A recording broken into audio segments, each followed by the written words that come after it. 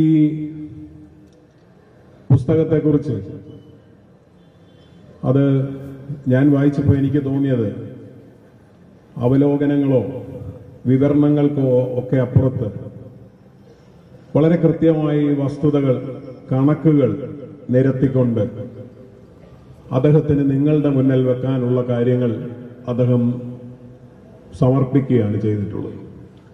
അത് കേരളത്തിലെ ജനങ്ങൾക്ക് വേണ്ടി പരിശോധിക്കേണ്ട ചുമതല പയ്യന്നൂരിലെ ജനങ്ങൾക്ക്, പ്രത്യേകിച്ച് പാർട്ടിയെ സ്നേഹിക്കുന്നവർക്ക് ഉണ്ട് എന്നാണ് ഞാൻ കരുതുന്നത്. നിങ്ങളത് വിമർശനാത്മകമായി, വസ്തുതാപരമായി പരിശോധിക്കുകയും ശരിയുടെ ഭാഗത്ത് ഉറച്ചു നിൽക്കുകയും ചെയ്യണം എന്ന് അഭ്യർത്ഥിക്കുക മാത്രമേ ഞാൻ ആ കാര്യത്തിൽ ചെയ്യുന്നുള്ളൂ. കാരണം അത് വെറ്റ് ചെയ്യേണ്ട ചുമതല എന്റേതല്ല, അത് നിങ്ങളുടേതാണ്. നിങ്ങൾ കാണുകയും കേൾക്കുകയും മനസ്സിലാക്കുകയും ചെയ്ത കാര്യങ്ങളാണ് അതിൽ വന്നിട്ടുള്ളത്. എന്നാൽ സഖാവ് കുഞ്ഞികൃഷ്ണൻ പറയാനേ പാടില്ല, പറയാൻ മുതിർന്നത് തന്നെ അക്ഷന്തവ്യമായ തെറ്റായിപ്പോയി എന്ന് പറയുന്നത്, എന്ന് വാദിക്കുന്നത് ഭയചകിതരാണ്. ഒരാൾ പറയാൻ പാടില്ല എന്ന് പറയുന്നത് ആ പറയുന്ന ആളിനെ ഭയന്നിട്ടല്ല, ആൾ പറയുന്ന കാര്യങ്ങൾ കേൾക്കുന്നവരെ ഭയന്നിട്ടാണ്. എന്ന് പറഞ്ഞാൽ ഇത് കേൾക്കുന്ന നമ്മൾ അതറിയാൻ പാടില്ല, അത് മനസ്സിലാക്കാൻ പാടില്ല എന്ന നിർബന്ധ ബുദ്ധിയിൽ നിന്നുള്ള ഭയമാണ് ആ പറച്ചിലിനെ തന്നെ തടയാൻ ശ്രമിക്കുന്നത് എന്ന് നമുക്ക് മനസ്സിലാവും. ഈ പുസ്തകം ആയാലും ഈ സമീപ ദിവസങ്ങളിൽ സഖാവ് കുഞ്ഞികൃഷ്ണൻ നടത്തിയ പ്രതികരണങ്ങളിലായാലും നമ്മൾ കാണുന്നത് അതിന്റെ ഗുണവും ദോഷവും യഥാർത്ഥത്തിൽ മിതത്വമാണ് എന്നാണ് ഞാൻ വിചാരിക്കുന്നത്. പറഞ്ഞ കാര്യങ്ങളെക്കാൾ അധികം പറയാൻ ബാക്കി വെച്ചവയാണ് ഉള്ളത് എന്ന് നമുക്ക് അദ്ദേഹത്തിന്റെ സംസാരവും പുസ്തകം വായിച്ചാലും ഒക്കെ നമുക്ക് തോന്നിപ്പോകും. പറയാതിനി വയ്യ എന്ന ഒരു വിമ്മിഷ്ടം, നട്ടുച്ചയ്ക്ക് അർദ്ധരാത്രിയാണെന്ന് പറയാൻ എന്നെ പ്രേരിപ്പിക്കരുതേ എന്നൊരു കരച്ചിൽ, അതൊക്കെ അദ്ദേഹം തന്നെ വിശദീകരിക്കട്ടെ. പക്ഷെ നട്ടുച്ചയ്ക്ക് അർദ്ധരാത്രിയാണെന്ന് പറയുകയും പറയിപ്പിക്കുകയും ചെയ്യുന്നവർ നമ്മളെയൊക്കെ വിഡ്ഢികളാക്കാൻ ശ്രമിക്കുന്നില്ലേ എന്നുള്ളൊരു ചോദ്യം നമ്മളെ കൂടുതൽ കൂടുതൽ ചിന്തിപ്പിക്കേണ്ട ഒന്നാണ്. ഈ പുസ്തകം സഖാവ് കുഞ്ഞികൃഷ്ണൻ സമർപ്പിച്ചിരിക്കുന്നത് സഖാവ് VS-നാണ്. വൈരുദ്ധ്യാത്മകതയിലൂന്നി വിഷയങ്ങൾ ചർച്ച ചെയ്ത് തീരുമാനമെടുക്കേണ്ട സഖാക്കൾക്ക് പകരം ആശ്രിതരെ കൂടെ കൂട്ടുകയും കമ്മിറ്റികളിൽ തിരികെ കയറ്റുകയും ചെയ്യുന്ന കാര്യം അദ്ദേഹം വിവരിച്ചിട്ടുണ്ട്.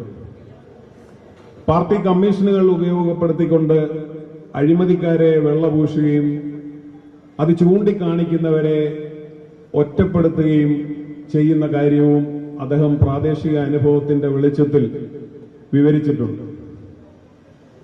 ഇതൊക്കെ യഥാർത്ഥത്തിൽ സഖാവ് VS-ഉം കേരളത്തിലെ ജനങ്ങളോട് തുറന്നു പറഞ്ഞിട്ടുള്ള കാര്യങ്ങളാണ്. ഞാൻ പറഞ്ഞത് ഒരു പ്രാദേശിക വിഷയം മാത്രമല്ല എന്നാണ്. ഞാൻ പരസ്യമായി VS പറഞ്ഞ കാര്യങ്ങൾ മാത്രമേ പറയാൻ ഉദ്ദേശിക്കുന്നു. അദ്ദേഹം പറഞ്ഞത് അദ്ദേഹത്തെ ജീവിതത്തിൽ ഏറ്റവും അധികം ദുഃഖിപ്പിച്ച കാര്യം അദ്ദേഹത്തെ PB-യിൽ നിന്ന് ഒഴിവാക്കിയതാണ്. അതിനെക്കുറിച്ച് അദ്ദേഹം പറഞ്ഞത്,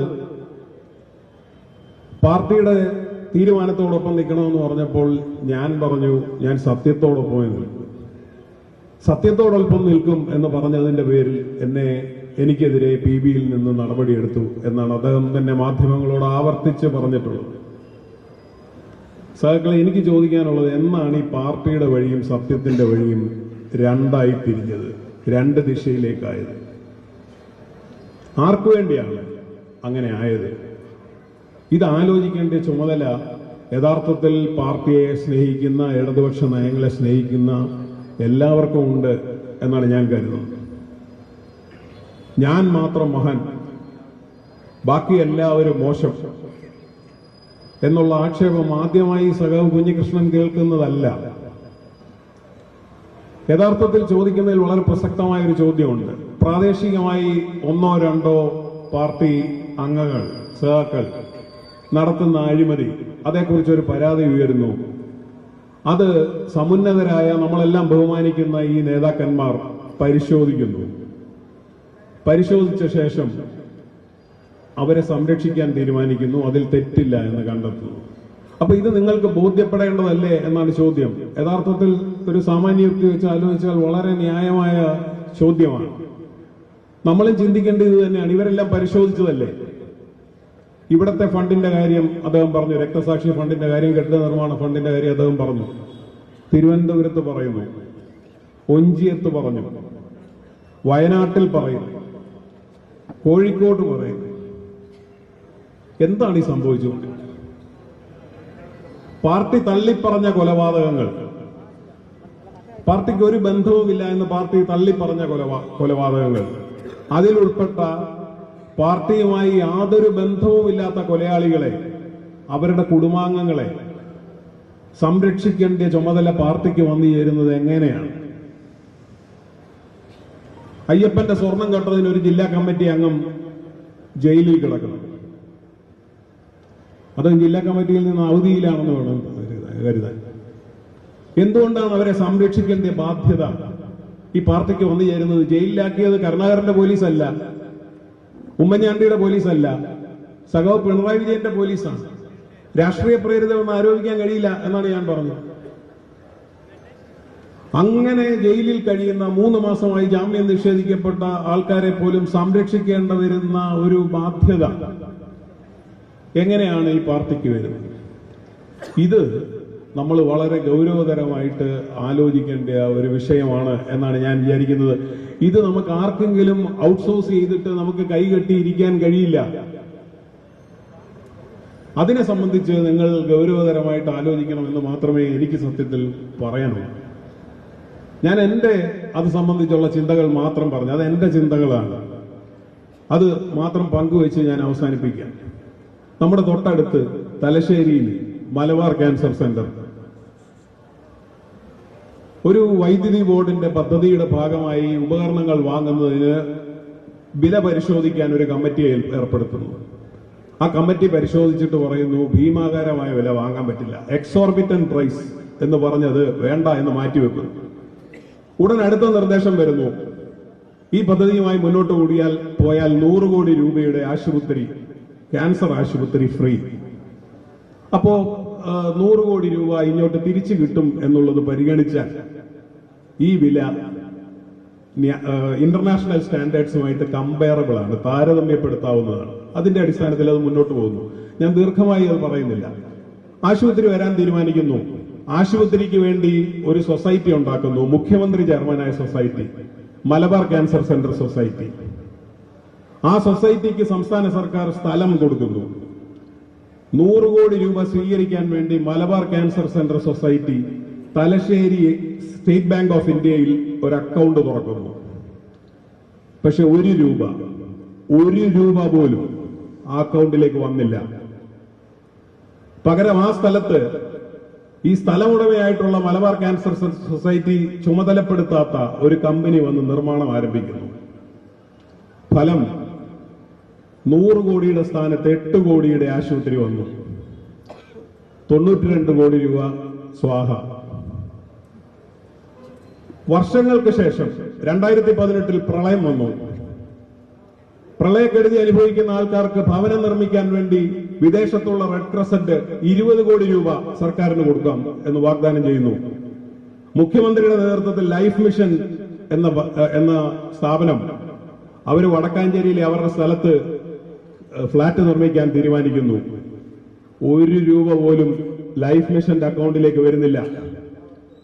ലൈഫ് മിഷൻ ചുമതലപ്പെടുത്താത്ത, ഭൂവുടമയായ ലൈഫ് മിഷൻ ചുമതലപ്പെടുത്താത്ത ഏതോ ഒരു നിർമ്മാണ കമ്പനി അവിടെ കയറി കെട്ടിടം പണി ആരംഭിക്കുന്നു.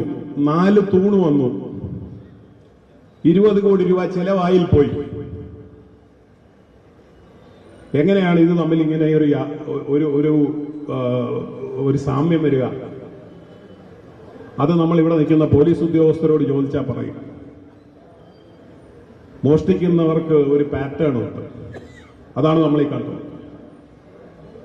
അപ്പൊ ഇതിനെ സംബന്ധിച്ച് ഇത് കേരളത്തിന് നഷ്ടപ്പെട്ട തുകയാണ്, ഈ നാടിന് നഷ്ടപ്പെട്ട തുകയാണ്. പക്ഷെ ചോദിക്കാൻ പാടില്ല. അത് ചോദിക്കുന്നവൻ കുത്തിത്തിരിപ്പുകാരൻ, അത് ചോദിക്കുന്നവൻ വലതുപക്ഷ മാധ്യമങ്ങളുടെ കോടാലിക്കൈ, ചരിത്രത്തിന്റെ ചവിറ്റുകൊട്ടയിൽ പോകേണ്ടിവൻ, കുലംകുത്തി. ഇതാണ് പറയുന്നത്.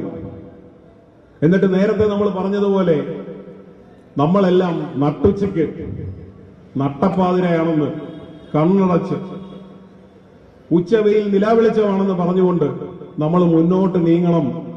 അങ്ങനെ നീങ്ങിയാലേ നിങ്ങൾ ഇടതുപക്ഷ പ്രവർത്തകരാകൂ എന്ന് പറഞ്ഞാൽ അത് തെറ്റാണ്.